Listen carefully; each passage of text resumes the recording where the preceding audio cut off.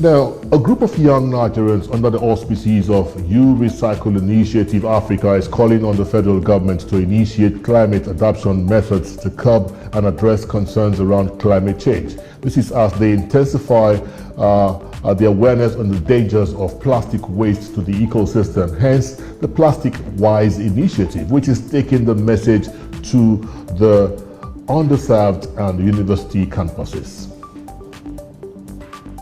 Today, we had our PlasticWize Fellowship graduation ceremony to celebrate 30 young women leading change across Nigeria towards tackling plastic pollution. And we find this ceremony very important because for a very long time, young women and their voices have been undermined in this particular space. Through our fellowship program, we're trying to tell Nigeria and the world that young women are full of so much potential, and if given the right platform, resources and tools, they can catalyze meaningful change. Universities are generating a lot of plastic waste, and we need to end this from the roots, the mind.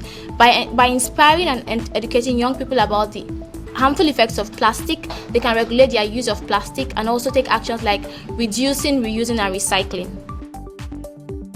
Now, they are calling for climate adaptation methods to address concerns around the flooding and zero carbon environment by 2060.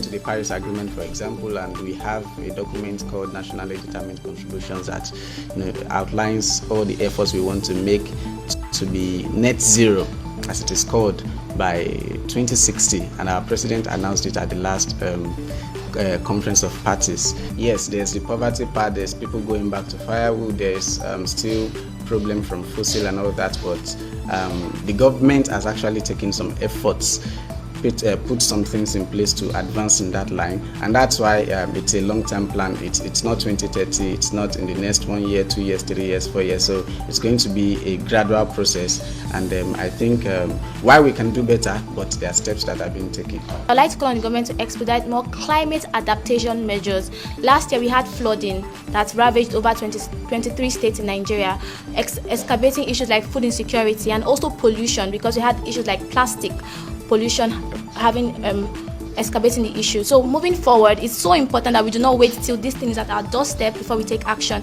It's important that we explore mitigating the issue beforehand, and that comes by focusing on the most vulnerable communities. So how can we focus on these people that are most vulnerable to the issue? Those that are close to the coastlines, for instance, they're very close. Their houses are currently being ravaged. Like we have the communities such as Ayetoro in Ondo State that is currently facing a lot of crisis around that. We need to tell more of their stories and get the government to take meaningful action, and not just temporary measures, but more sustainable long-term measures to solve this problem holistically.